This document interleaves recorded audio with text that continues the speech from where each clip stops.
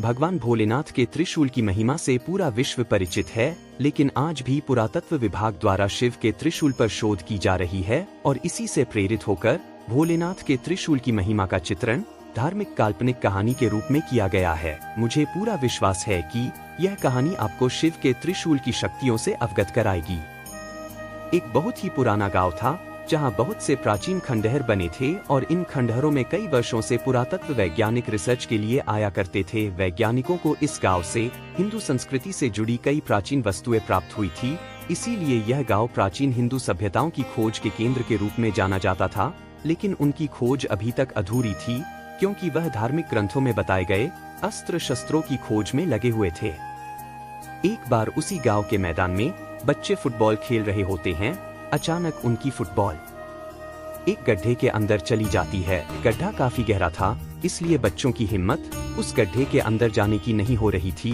तभी गांवों में एक फेरी वाला कपड़े बेचने आता है। बच्चे उसे रोक लेते हैं और उससे अपनी फुटबॉल निकालने की जिद करने लगते हैं। फेरी वाला बच्चों की जिद मानकर गड्ढे के अंदर घुस जाता है। अंदर बहुत अंधेरा था, जिस वजह से उसे कुछ दिखाई नहीं दे रहा था। वह अंदाजे से नीचे उतरता जा रहा था।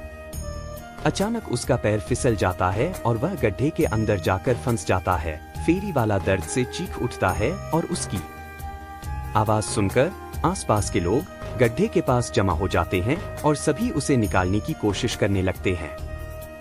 फेरी वाला किसी चीज से अटक गया था और उसके पैर की हड्डी टूट चुकी थी, जिसके कारण वह खड़ा नहीं हो पा रहा था। उसे निकालने के लिए सरकारी बचाव दल को बुलाया जाता है। बचाव दल के अधिकारी इलेक्ट्रिक गैजेट्स के साथ गड्ढे में अंदर प्रवेश करते हैं। उनके पास तेज रोशनी की टॉर्च होती है, जिससे वह गड्ढे के अंदर सभी चीजों को साफ साफ देख पा रहे थे। वह जितने नीचे उतरते जा रहे थे, उतना उन्हें सांस लेने में परेशानी हो रही थी।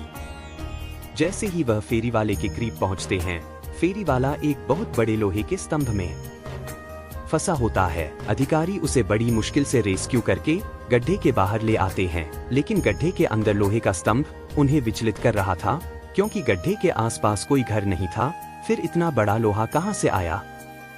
वह लोहे को बाहर निकालने का फैसला करते हैं, लेकिन यह क्षेत्र पुरातत्व विभाग के अंतर्गत आता था, इसलिए यहाँ उपस्थित किसी भी खनिज को बिना उनके अनुमति के नहीं लिया जा सकता था। बचाव दल की अधिकारी पुरातत्व विभाग को बुलावा भेजते हैं और जैसे ही वह इस लोहे के स्तंभ की जांच करते हैं, तो उनकी खुशी का ठिकाना नहीं होता, क्योंकि यह चीज लोहे से नहीं बल्कि अंतरिक्ष के ग्रहों में उपस्थित विभिन्न प्रकार की खगोलीय धातुओं से बना हुआ स्तंभ प्रतीत हो रहा था, जो कि पृथ्वी में इकलौता था। उस धातु के गहन अध्ययन से उन्हें इस बात का एहसास हो चुका था कि यह जरूर हिंदू संस्कृति से संबंधित कोई विशाल अस्त्र हो सकता है। स्तंभ का आकार बहुत विशाल था, जिसे निकालने के लिए बड़ी बड़ी मशीनें लगाई जाती है और स्तंभ को निकालने की जद्दोजहद शुरू हो जाती है। उस गड्ढे के आसपास हजारों की तादाद में लोग जमा हो जाते हैं। सभी उत्सुकता से गड्ढे की तरफ देख रहे थे। खनिज विभाग के अधिकारी पूरी मशक्कत के साथ स्तंभ को निकालने में लगे होते हैं।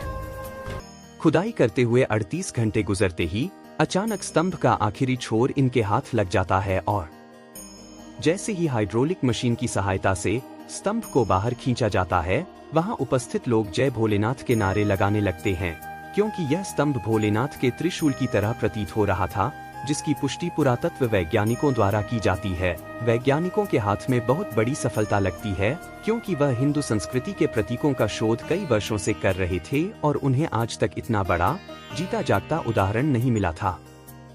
लेकिन आज उनकी यह खोज पूरी हो चुकी थी। त्रिशूल को अनुसंधान केंद्र में ले जाया जाता है। त्रिशूल मिलने की खबर से पूरे विश्व में जिज्ञासा पैदा हो चुकी थी। सभी जानना चाहते थे कि त्रिशूल वाकई भोलेनाथ का है या यह कोई सामान्य ढांचा है। त्रिशूल की रिसर्च करने के लिए कई देशों से वैज्ञानिकों को आमंत्रित किया जाता है। सभी अपने अपने स्तर से त्रिशूल की कई पैमानों में जांच करते हैं और जब फाइनल रिपोर्ट आती है तो वैज्ञानिकों में खुशी की लहर दौड़ पड़ती है, क्योंकि यह हजारों वर्ष पुराना भोलेनाथ का ही त्रिशूल लग रहा था। क्योंकि इससे जुड़ी जानकारियां इस बात को प्रमाणित कर रही थी कि यह पृथ्वी में उपस्थित किसी भी धातु से नहीं बना था, बल्कि अंतरिक्ष में उपस्थित विभिन्न प्रकार की चट्टानों के मिश्रण से इसका निर्माण हुआ था, जो कि अपने आप में अद्भुत अकल्पनीय था। वैज्ञानिक त्रिशूल मिलने की खुशियां मना रहे थे। अचानक प्राकृतिक वातावरण बदलने लगता है। गर्मी के मौसम में चारों तरफ जोरदार बारिश प्रारंभ हो जाती है। मौसम विभाग की जानकारी के अनुसार वर्षा अनिश्चित कारणों की वजह से प्रारंभ हुई थी, जिसके बारे में मौसम विभाग को कोई जानकारी नहीं लग रही थी, और तो और सैटेलाइट से भी बारिश से संबंधित कोई संकेत प्राप्त नहीं हो पा रही थे। वैज्ञानिकों में उथल-पुथल मच चुकी थी, क्योंकि ऐसा पहली बार हुआ था कि प्राकृतिक घटनाओं का अवलोकन करने में उन्हें परेशानी हो रही थी। उन ही वैज्ञानिकों में एक ऐसे भारतीय वैज्ञानिक भी थे जो धार्मिक ग्रंथों की जानकारी रखते थे। तभी उन्हें अंदेशा होता है कि शायद इस त्रिशूल की वजह से मौसम का परिवर्तन हुआ है। वह सभी से कहते हैं, कहीं ऐसा तो नहीं कि यह त्रिशूल जिस जगह पर उपस्थित था उसी वजह से प्राकृतिक संतुलन बना हुआ था और हमने त्रिशूल को उसकी जगह से हटाकर इस संतुलन को बिगाड़ दिया।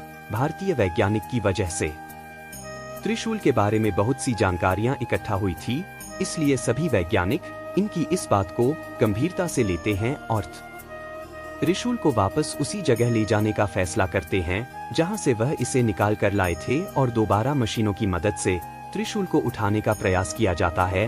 लेकिन त्रिशूल का वजन बढ़ चुका था और बड़ी बड़ी मशीनों से भी त्रिशूल को हिला पाना संभव नहीं हो पा रहा था। वैज्ञानिक चिंतित हो जाते हैं। उन्हें कुछ समझ में नहीं आ रहा था, क्योंकि यह त्रिशूल इन्हीं मशीनों की मदद से लाया गया था और अब यह हिलने का नाम नहीं ले रहा।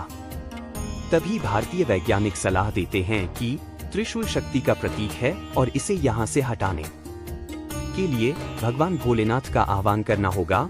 तब शायद भोलेनाथ हमारी पुकार सुनेंगे। शिव पूजा को संपन्न करने के लिए एक पुरोहित बुलाए जाते हैं जो भोलेनाथ की संपूर्ण पूजा विधि का आयोजन करते हैं, और इसी दौरान त्रिशूल अपने आप हिलने लगता है। उसे हिलता देख वैज्ञानिक हाइड्रोलिक मशीन से त्रिशूल को उठाने का आदेश देते हैं और अगले ही पल त्रिशूल एक पेड़ के पत्ते की तरह उठ जाता है। शिव की महिमा देखकर सभी वैज्ञानिक दंग रह जाते हैं। सभी हाथ जोड़ते हुए भोलेनाथ को प्रणाम करते हैं और जैसे ही त्रिशूल को गड्ढे में वापस प्रवेश करवाया जाता है, अचानक बारिश रुक जाती है। वैज्ञानिक अब समझ चुके थे कि हमें भी प्राकृतिक चीजों को बिना उनका स्थान परिवर्तन किए ही शोध करना होगा, अन्यथा इस पृथ्वी का अस्तित्व ही नहीं रहेगा। और इसी के साथ शिव के रहस्यमय त्रिशूल का किस्सा खत्म हो जाता है।